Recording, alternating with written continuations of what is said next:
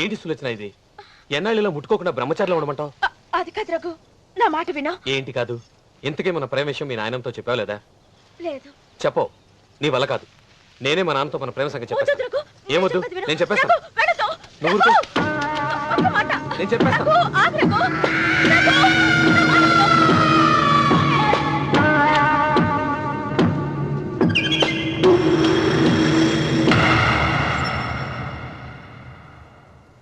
నువ్వా? నేనే. ఎందుకొచ్చావు? నువ్వు మా నాన్నని చెప్పిన రాక్షసుడివి అంటావు. వెంటనే వెళ్ళకపోతే నిన్ను చంపేస్తాను అంటావు కదమ్మా.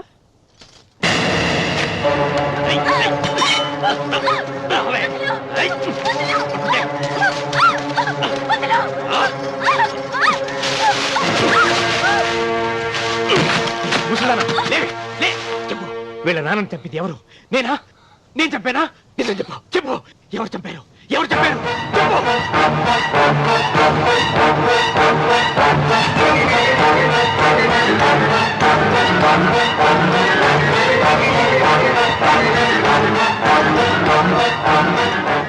ఎన్నాళ్ళు ఈ నిజం ఎందుకు చెప్పలేదు? నీ ప్రాణం కాపాడడానికి. నీకు నిజం తెలిస్తే నిన్ను చంపేస్తాడేమోనని భయంతో నీకు చెప్పుండదు. పాపానికి ప్రాయశ్చిత్తం కావాలమ్మా. దానికి మార్గం నేను చెప్తాను. మనం ప్రతీకారం తీర్చుకోవాలి. నీకు రఘు దక్కేలా నేను చేస్తాను. నీ తండ్రి చావుకి పగ తీరేలా చేస్తాను. ఆలోచించు.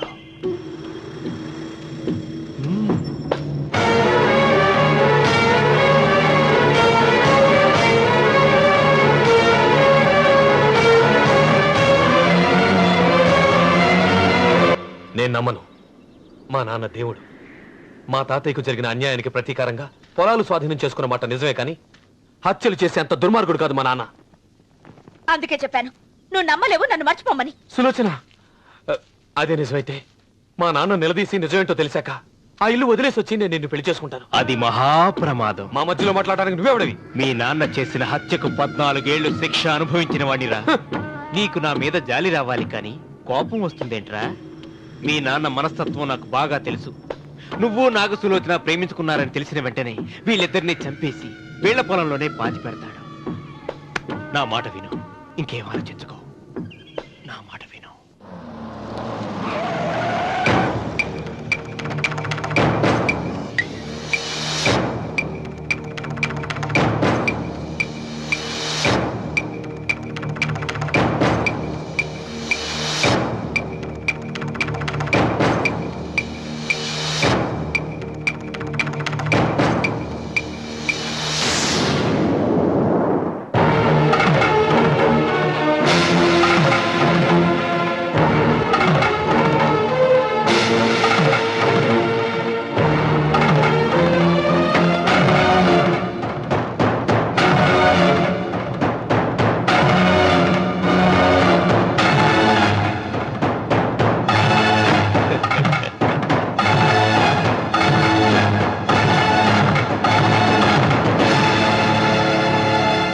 అన్నయ్య నమస్కారం.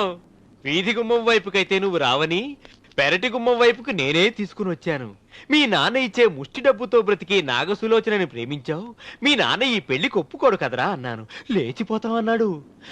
లేచిపోతే మీ నాన్న పరువు ఏమవుతుందని నేనే దగ్గరుండి ఈ పెళ్లి జరిపించానన్నయ్య.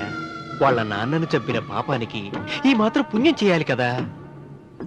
వాళ్ళ నాన్నని ఎవరు ఎక్కడ ఎలా చంపారన్నది నేను ఎవ్వరితో చెప్పలేదు. నీ బాధ నాకు అర్థమైంది అన్నయ్య, నీ బాధ నాకు అర్థమైంది. రేయ్, ఏంటి అలా చూస్తూ నిలబడ్డారు? వచ్చి కాళ్ళ మీద పడి ఆశీర్వాదం తీసుకోండి.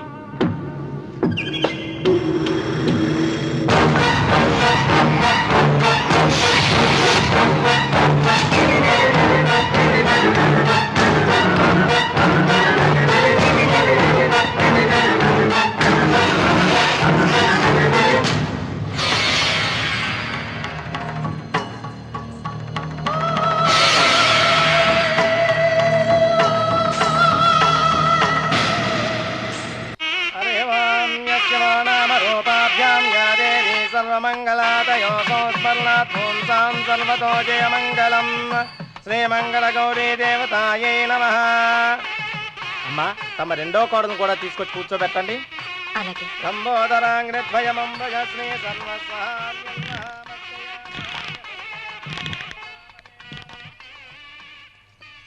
ఏంటమ్మా ఇంకా అలాగే ఉన్నావు? నువ్వు ఈ పూజకి ఏర్పాటు చేయమంటేనేగా మీ మామగారికి ఇష్టం లేకపోయినా ఒప్పించాను. అందరూ వచ్చేసారు. చీర మార్చుకుంటా. నాకున్న చీరల్లో ఇదే మంచిది. నా దగ్గర పట్టు చీరను తీసుకో. మీరు కట్టి విడిచిందా? లేదమ్మా, కొత్త పట్టు చీర ఉంది. వద్దులేండి. పోనీ నగలైనా పెట్టుకోమా. మీరు పెట్టుకోక మిగిలినవా? కాదమ్మా, నా దగ్గర 7 వారాల నగలున్నాయి. దేవుళ్ళకు కావాల్సింది చీరలు నగలు కాదు, భక్తి. వస్తున్నాను, పదండి.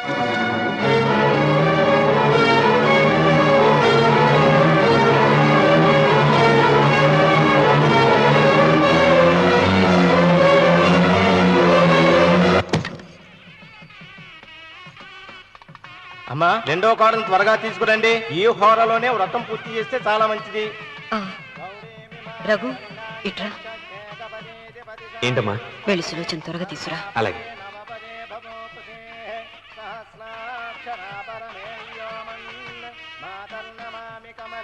ఏముంది? రానుందమ్మా. ఎందుకని? ఎందుకని ఇంతమందిని అడుగుతున్నారా? ఈ వ్రతం పెట్టింది ఎందుకు? నా పెద్ద కోడలు కోటీశ్వరరాలు, అందుకే 25,000 రూపాయల పట్టు చీర కట్టుకుని 10 లక్షల రూపాయల బంగారం ఒంటి మీద వేస్తుందని గొప్పగా చూపించి, నా రెండో కోడలు ఏమీ లేదన్న నమ్మకం కదా. మాట్లాడక. అమ్మా, నీ కొత్త పట్టు చీర నగలు తనకివ్వమ్మా. ఇస్తానన్నాను రా, తానే వద్దంది. అయ్యో అయ్యో అయ్యో, ఎంత అబద్ధం! ఇస్తానన్నారా? మీరు ఇస్తానన్నారా? చూసారా చూసారా ఎంత అబద్ధం ఆడుతున్నారు? మీ మొహానికి ఈ నేత చీర వస్తున్నారు చాలే అన్నదు. నాకు సులోచన, మీరు అలా అన్నారని ఈ ఇంటి మూలంగా చచ్చిపోయిన మా నాన్న మీద ఒట్టేసి చెప్తున్నాను. మీరు మీ ఆయన మీద ఒట్టేసి చెప్పండి. నేను మా ఆయన మీద ఒట్టేసి చెప్తున్నాను. ముత్తైదువులను పిలిపించింది పసుపు కుంకుమలు గాజులు ఇచ్చి పంపటానికి గాని, ఈ ఇంటి 4 గోడల మధ్య జరిగిన దానికి సాక్ష్యాలు రుజువులు ఇప్పించి పంపటానికి కాదు. నాగసులోచన, ఈ ఇంటికి 2 సింహద్వారాలున్నాయి. దేవుడిని ప్రేమించే వాళ్లకు ఒక గుమ్మం, దేవుడిని ద్వేషించే వాళ్లకు 2వ గుమ్మం. నీ ఇష్టం వచ్చిన గుమ్మం వైపు నువ్వు వెళ్ళవచ్చు.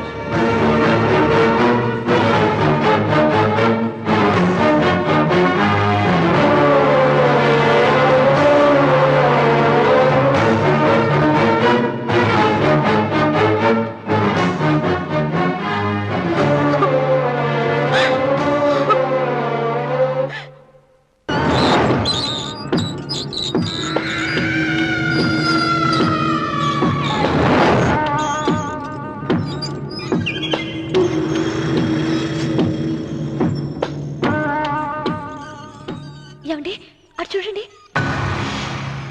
విచ్చిపోతే లేక నుంచి నువ్వు తిను మావయ్య. ఏ ఇంటికి నా కోసం వచ్చావు, నిన్ను నేను గౌరవించుకోవాలి కదా. అది మా నాన్న కూర్చుని ఉయ్యాల వల్ల. ఆహా, రేపు ఆయన చచ్చిపోతే ఎవరు కూర్చుంటారు? ఆయన బూడిద పోసి పెడతారా? సులోచన, రఘు లేడు. ఎందుకు అలా అరుస్తారు?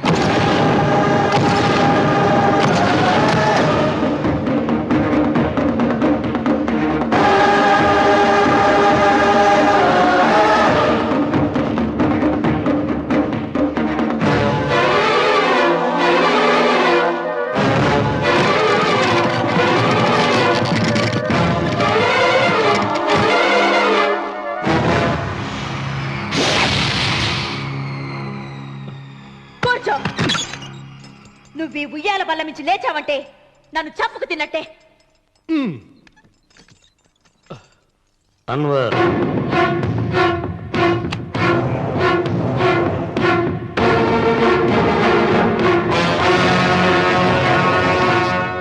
నువ్వు కూర్చో మావయ్య. సులోచన, బుద్ధి లేకుండా ప్రవర్తించకు. వేప చెట్టుకు పాలు పోసి పెంచినా అది చేదుగానే ఉంటుంది, కానీ తీయగా మారదని ఆయన ఎన్నిసార్లు చెప్పినా ఆయన మాట వినకుండా నీ అడుగులకు మడుగులెత్తాను. ఆయన ఎవరనుకుంటున్నావు? ఈ ఇంటికి పెద్ద. దేనిలో పెద్దండి? హత్యలు చేయడంలోనా?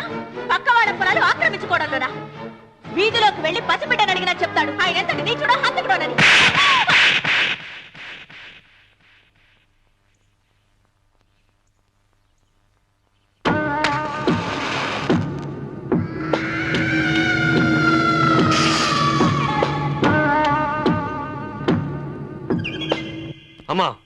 నువ్వెన్నైనా చెప్పు, నా భార్య మీద చేయి చేసుకోవడం నేను సహించలేను. రఘు, అన్నయ్య నీ భార్య మీద చేయి చేసుకోవడం తప్పే, కానీ దానికోసం వాటాలు పంచమని చెప్పడం న్యాయం కాదురా. నాన్న అన్నయ్యని కూడా తన వాటా తీసుకుని వెళ్ళిపోమంటున్నారు. కావాలంటే నేను నీ భార్య కాళ్ళు పట్టుకుని క్షమాపణ చెప్తానురా. అమ్మమ్మమ్మమ్మమ్మమ్మమ్మమ్మమ్మ, నేను 100 సార్లు మీ కాళ్ళు పట్టుకుంటాను. మా బతికేదో మమ్మల్ని బతకనివ్వండి. ఏంటి నించున్నారు? రండి, అక్కడ ఎదురు చూస్తున్నారు. చేసిందంతా చేసి కాళ్ళు పట్టుకుంటుందట మహాతల్లి. నీ కన్నీళ్లకు రాళ్ళు కరుగుతాయి గాని కన్నవాళ్ళు కరగరు సీత. సీత, వాళ్ళు చిన్నపిల్లలుగా ఉండేటప్పుడు ఎంత సంతోషంగా ఉండేవాళ్ళం. వాళ్ళు పెరుగుతుంటే ఆ సంతోషం తరిగిపోతూ ఉంటుంది. వాళ్ళు మన భుజం దాటి పెరిగాక ఇక గడప దాటి ఎప్పుడు వెళ్ళిపోతారా అని ఎదురు చూడటమే మన పని. బాధపడ.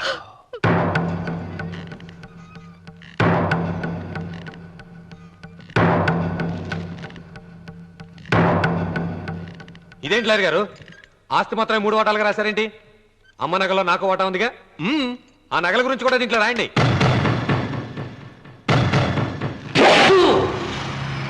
అది మీ తాత పిత్రార్జితం కాదు, నా స్వార్జితం కాదు. నా భార్య స్త్రీధనం. అందులో వాటా ఎవరికి రాదు, లేదు. ఓహో, అమ్మ గదిలోకి వచ్చి ఏడిస్తే నా మీద ప్రేమ అనుకున్నాను. నగలివ్వాలని ఏడుపా. ఈ ఏడుపేదో నన్ను కనక ముందు ఏడవాలి.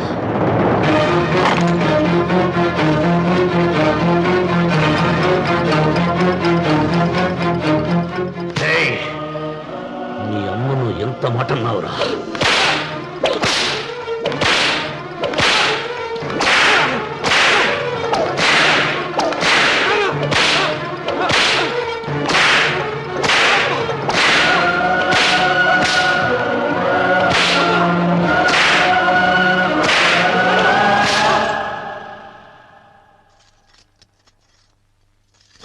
మీరేం పెద్ద మనిషండి?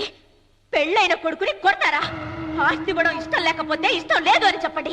కూలి చేసుకుని బతుకుతాం, లేదా ఆలయం ముందు అడుక్కు తిని బతుకుతాం. ఇప్పుడు ఆయన మీ కొడుకు కాదు, నా మొగుడు.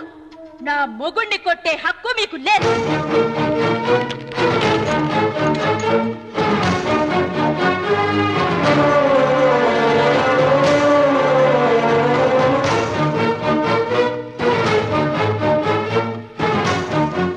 రఘు, నీకు కావాల్సింది ఈ నగలేగా, తీసుకొచ్చాను.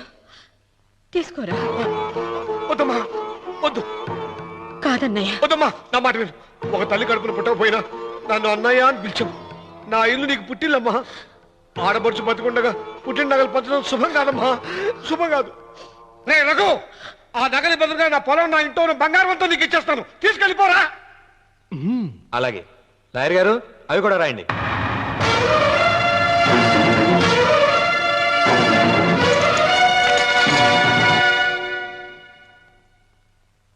నాన్న, నాకు ఆస్తక్కర్లేదు. నేను మీతోనే ఉంటాను. మరదల్ని కొట్టే సంస్కారం ఉన్న కొడుకుని ఇంట్లో ఉంచుకునే సంస్కారం నాకు లేదు. వెళ్ళిపో.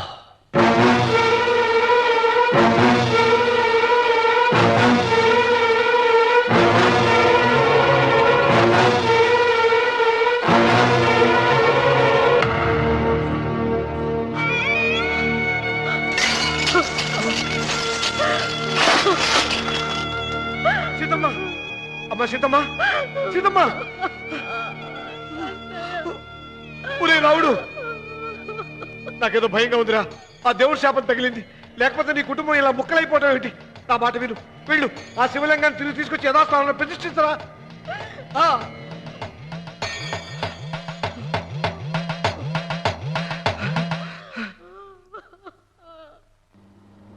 ఇదేమిట్రా రావుడు, శివలింగాన్ని తీసుకొస్తానని బయలుదేరి ఆలయం దగ్గర తీసుకొచ్చావేంటి?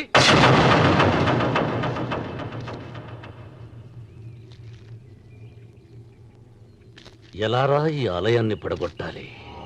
ఎప్పుడురా సంబశివరావు పొలం నా సొంతం అవుతుంది? వెంకన్న, నా పట్టుదల కోసం నేను ధరించిన ఈ నల్ల చొక్కా ఎప్పుడురా మార్చేది? ప్రతీకారం కోసం ప్రమాణం చేసి వేసుకున్న నా తండ్రి మొలతాడు ఎప్పుడురా నా మెడ నుంచి ఊడిపడుతుంది?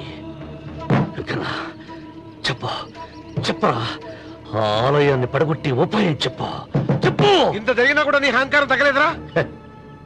నారు పొయ్యకుండా నీరు పెట్టకుండా ఈ ప్రపంచంలో పెరిగేది ఒక్కటే, అహంకారం.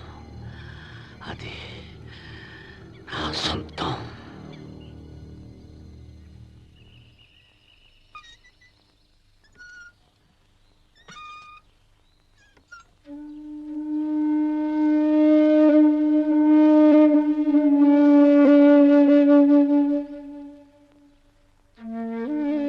పిల్లలు వెళ్ళిపోయారు, కోడళ్ళు వెళ్ళిపోయారు. వచ్చే రాఖీ పండుగ నాటికి ఇది కట్టడానికి నేను కూడా ఉండకుండా వెళ్ళిపోతానేమో. చచ్చా, అవే మాటలమ్మా. నువ్వు నిండు 100 ఏళ్ళు బతకాలమ్మా. 15 రోజులు కూడా పిల్లలు లేకుండా బతకలేకపోతున్నదని 100 ఏళ్ళు ఎలా బ్రతకలన్నయ్య?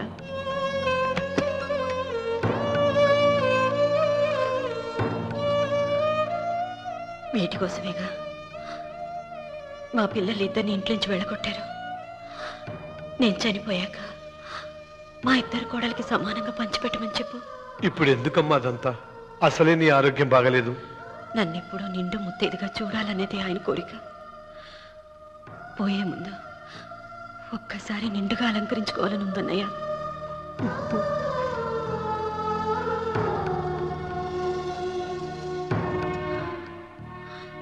ఈ అన్నయ్య లేకపోతే నా ఈ కోరిక తీరేది కాదు. నీ చేతులతో అలంకరించన్నయ్య.